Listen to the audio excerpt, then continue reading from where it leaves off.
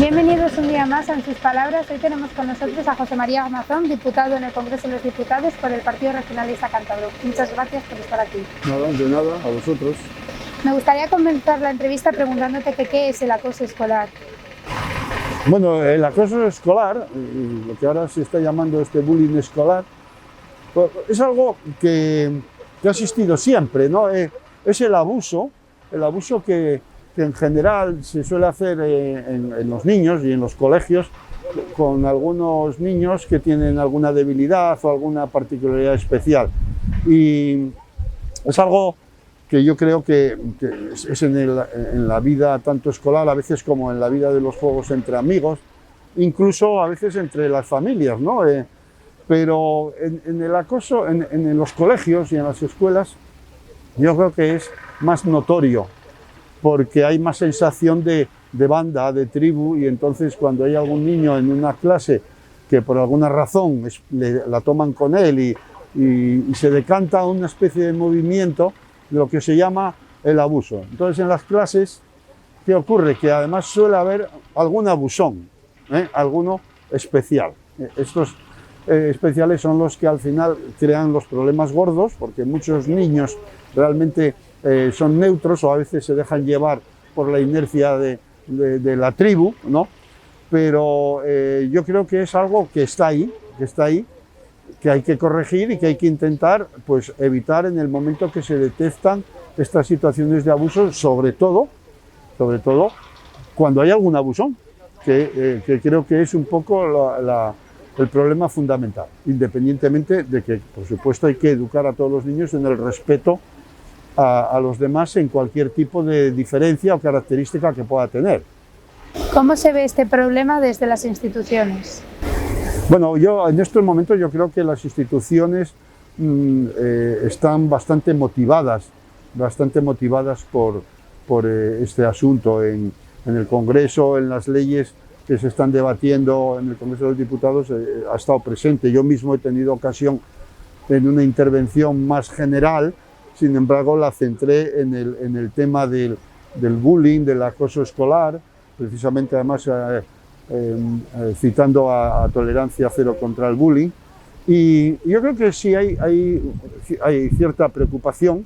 La gente está bastante motivada por todas estas cuestiones referentes no solamente al abuso, sino a situaciones de injusticia claras que hay en el mundo, y luego la forma de corregirlas puede variar, pero en estos momentos yo creo que está en la agenda, como se dice, el tomar decisiones. Por supuesto que las decisiones luego las tiene que tomar digamos, el órgano competente, y en nuestro caso, lógicamente, pues los órganos educativos. Es una competencia que está traspasada a las comunidades autónomas, y ellos son los que tienen que organizar, valorando todas las cuestiones, pues lo que ocurre en las aulas, y si es necesario establecer protocolos o, en fin, sobre todo mentalizar a los profesores, a los niños y a los colegios que esto es algo que no debe dejarse que crezca cuando se detecta algún problema. Desde las asociaciones contra el acoso coinciden en que una forma de prevenir el acoso es trabajar en la sensibilización con los alumnos. ¿De qué manera crees que desde las instituciones se puede instar o pedir a los colegios que entren en sensibilizar? Bueno, pues esto, dentro de lo que yo entiendo que la educación tiene que formar a los niños en valores, en esa formación más global, como podría ser lo que en su día se pudo hacer la asignatura de la educación para la ciudadanía o lo que se quiera llamar, desde luego este es un asunto en el cual pues tiene que tener su parcela, tiene que tener una parcela, porque desde luego esta es la violencia que se ejerce en el sitio donde estás enseñando, porque tú puedes desde luego enseñar a los niños que no tienen que ser violentos en la calle, en su trabajo, en general en la vida, ¿no? Pero lo primero es en donde están, que es en los colegios y en la escuela. Por eso ahí tiene que tener su propia parcela para que los niños comprendan lo que es el abuso, lo cual no quiere decir que no pueda haber peleas, porque siempre habrá peleas y discusiones entre los niños, lo mismo que hay entre los mayores, pero siempre hay que intentar que la violencia no tenga ahí su papel. El acoso escolar es algo más que la violencia, ¿no? Porque a fin de cuentas la violencia física, todo el mundo tiene muy claro que hay que prohibirla y que hay que pararla enseguida. Hay aquí una cuestión que es el abuso psicológico, que es esa especie de presión que se hace de burlas a los niños que les pueden llevar a situaciones pues dramáticas en su ego, en su situación personal, en su autoestima, o incluso puede haber hasta casos extremos, ¿no? Pero desde luego eso tiene que estar presente. Dentro de lo que es la educación, pues un apartado más. No quiere decir que haya que dedicarle una asignatura, porque a fin de cuentas las ideas y los criterios yo creo que son fáciles de entender, no hay que hacer una clase diaria, pero sí que tiene que estar ahí en el ambiente y sobre todo pues eso, que los niños lo capten y los profesores por supuesto también, que son los que lo tienen que evitar.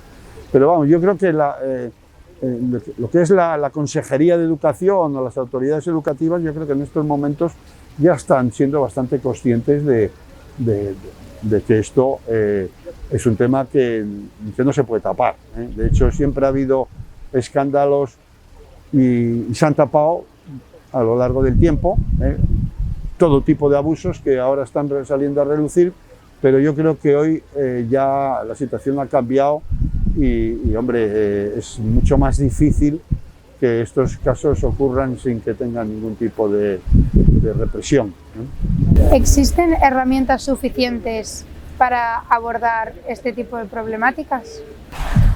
Bueno, pues yo creo que la herramienta fundamental es lo que he dicho, es la mentalización y digamos que esto lo tengan claro en los colegios y lo tengan claro los directores. Yo creo que esto está creciendo. Quizá, no sé si necesite un refuerzo especial en las leyes, porque lo que tampoco se puede hacer es acudir al Código Penal cada vez que alguien tenga un caso especial y crees una figura delictiva para el caso especial, porque yo creo que hay suficientes con las modalidades genéricas para poder tener actuaciones, ¿no? Porque está claro que cuando hay una violencia inusitada, pues sí que tiene que actuar el Código Penal y entonces tiene que denunciar, ya no es una denuncia en la dirección del colegio, entre los padres, entre las familias de los afectados, sino que a lo mejor hay que ir a otros sitios, ¿no? Pero, bueno, yo en estos momentos no soy un especialista en lo que es la legislación específica y creo que, bueno, pues esto tendrían que contestarlo más bien los que están en el día a día, que saben bien lo que necesitan. ¿Qué armas hace falta? Si necesitan alguna norma complementaria o si con la que hay se puede valer. Pero sobre todo yo creo que lo que estoy diciendo antes es la mentalización. ¿Consideras que si de alguna manera, como has comentado el tema de la legislación, este hecho estaría tipificado como un delito, la gente trataría de cometerlo menos? ¿O vería que no es un acto que lleva cierta impunidad, que quizás algunos pueden tratarlo como tal? Bueno, yo creo que eso no tendría una gran diferencia. Muchas veces el catalogar algo como delito no hace que haya mucho menos porque en general la mayor parte de estas actuaciones creo que muchas veces son más viscerales y la gente no está pensando en que el delito que comete. No sé si tiene que ser un delito o puede ser una falta. Hombre, lo que sí está claro es que la gente tiene que saber que eso tiene consecuencias, ¿eh? O sea, que si tú abusas de una manera reiterada de otra persona, el que lo está haciendo, por supuesto primero hay que llamarle y la segunda vez o la tercera, pues tiene que saber que si no cambia de actitud eso tiene consecuencias. Entonces yo ya no me quiero meter, porque no soy experto ni en faltas, ni en delitos, ni en cuestiones de Código Penal, ni de penas, que es un asunto complejo y además que hay que verlo de una manera global, porque si tú preguntas a los afectados de un caso, pues siempre quieren que le pongan la máxima pena y entonces siempre le parecerá poco la pena que tú impones al que te ha causado el daño, pero luego tienes otro tipo de penas en otro lado y a veces ocurre pues que hay lo que son agravios comparativos. Dice, ¿cómo a este le han puesto 5 años de cárcel cuando a este otro le han puesto 25 por algo que es menos? Entonces, para hablar de esto, yo prefiero que sea un especialista el que decida cómo hay que valorar y cómo hay que tasar este tipo de faltas, delitos, cuáles son las sanciones que hay que imponer. Pero vamos, eso es una cuestión que no es la que tienen que hacer los profesores, sino que esto tiene que venir pues desde otros ámbitos. Tampoco puedo ahora asegurar cuál es lo mejor, ¿eh? Y supongo que en la labor sobre todo el político o el gestor es la mentalización y la denuncia, claro. Bueno, en los últimos años el acoso escolar se ha trasladado del acoso presencial tradicional de los colegios a las redes sociales. Claro, claro. ¿Consideras que la gente está sensibilizada con este problema? Hombre, yo creo que hay una cierta sensibilización, sí. Yo veo que hay muchos padres que a sus niños les están advirtiendo que tengan cuidado con las redes, que no se dejen engañar, por supuesto. Es el problema global de las redes, la impunidad que a veces tienen los que actúan de una manera oculta o con, ¿cómo se dice?, con identidades falsas, ¿no? Y por supuesto el acoso escolar está ahí, está ahí. Entonces, digamos que todo esto hay que relacionarlo con lo que se ve en la calle, ¿no? Y por supuesto, si esto se produce ahí hay que perseguirlo, pero también hay que perseguir las estafas y hay que perseguir otro tipo de actuaciones que hay en la red, ¿no? Los bulos, las falsedades. Eso es un reto pendiente que hay, y ahí desde luego el bullying, como todo tipo de violencia, como ya no es física, en este caso es psicológica, tiene que tener una parcela, porque el bullying, casi lo más llamativo ya no es el abuso físico, sino es el abuso psicológico. Como bien has dicho, mucha gente se escuda en la impunidad, bueno, la falsa sensación de impunidad y anonimato que da en las redes sociales para comentar negativamente o dañinamente y mandar mensajes de odio hacia otras personas por redes sociales. Y estas personas se escudan en el derecho a la libertad de expresión. ¿Hasta qué punto lo podemos ver limitado? Pues hombre, yo creo que la libertad de expresión es un derecho que existe, pero está por detrás del derecho de las personas a su integridad, ¿eh? Es decir, la libertad de expresión no te ampara a injuriar, que es otro delito, ¿no? Pues dices tú, yo tengo libertad de expresión, sí, bueno, sí, pero tú no puedes injuriar, porque eso es un delito. Si quieres lo haces, pero tiene su pena, ¿no? Entonces, es como la libertad de circulación. La gente puede circular por la calle, pero tiene que circular con arreglo a las normas. Tiene que respetar los semáforos y tiene que respetar, pues, digamos, las normas de circulación. Entonces, en este caso pasa exactamente igual. La libertad de expresión no ampara el producir un daño a las personas, de ningún tipo de daño. Ya digo que aquí ya no estamos hablando del daño físico, aquí estamos hablando del daño psicológico, que es muy grave. Entonces, está claro que hay un mundo difícil a veces de diferenciar, porque digamos que, por poner un ejemplo, los insultos, etcétera, pues muchas veces son de ida y vuelta, ¿no? Entonces tiene que tener claro que hay alguien que le insultan y que él no responde, y que no es pues lo que ha pasado toda la vida en los colegios, ¿no? Empezó él o empecé yo, ¿no? ¿Quién empezó primero? Pero yo creo que aquí los casos tienen que ser casos muy bien estudiados, ¿no? Tampoco podemos criminalizar a todo el mundo, sobre todo a niños, que muchas veces son inocentes, de algo que digamos, no es un abuso claro y reiterativo, etcétera. O sea que yo creo que pasa lo mismo. Las redes tienen que tener ahora mismo otro tipo de control, que es muchísimo más difícil, está claro, pero las mismas medidas que se ponen para impedirlo presencialmente, también hay que ponerlas para impedirlo en otros medios cualquiera, ¿eh? O una televisión, por ejemplo, ¿no? Porque también se puede injuriar y se pueden utilizar los medios de una manera que no es la ortodoxa. Hay gente que tiene obligación de soportar las críticas, como por ejemplo nos pasa a los políticos, pero el que yo tenga obligación de soportar una crítica no quiere decir que tenga obligación de soportar que me estén insultando, ¿no? O que me persigan por la calle, porque sea un político, en fin, pero yo creo que esto, el sentido común lo dice, ¿no?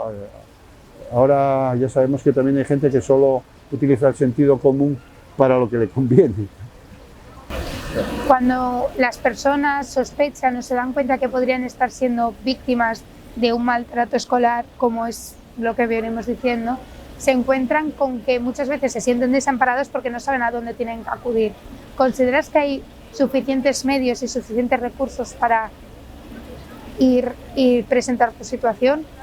Pues no lo sé, pero hombre, esto es una cuestión complicada. Los niños lo primero que tienen son sus familias. Se supone que ante una situación de esta tienen que ir a la familia. Sí es cierto que si no se atreven a decirlo a su familia, pues mucho menos se van a atrever a decirlo a un ajeno, ¿no? O a veces lo pueden decir en los profesores. Yo creo que eso es parte de esa educación de que hay que enseñar a los niños a no soportar lo que no tienen que soportar. O sea, que en un momento determinado hay que ser valiente. Eso es muy difícil. Porque si tú estableces, imagínate, el defensor del menor para un caso de abuso, pues yo creo que le va a costar tanto ir a un niño, a una figura que le impone, casi peor que ir a su familia o ir al profesor más directo, al más cercano. Yo en este sentido no lo tengo muy claro. No sé si eso sería necesario o no, pero tampoco se puede crear una burocracia paralela, porque a veces esas burocracias te hacen que los problemas que no son tan reales se magnifiquen, ¿no?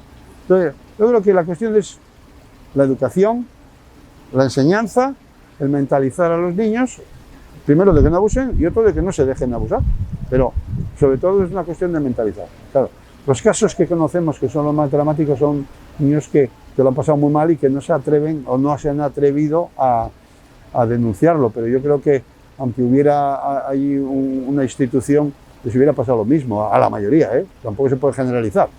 Vamos, yo tampoco lo tengo muy claro, por eso digo que para esto hace falta que se pronuncien pues, los psicólogos y los profesores, los que están en el día a día, que tienen un criterio mucho más profesional que el mío.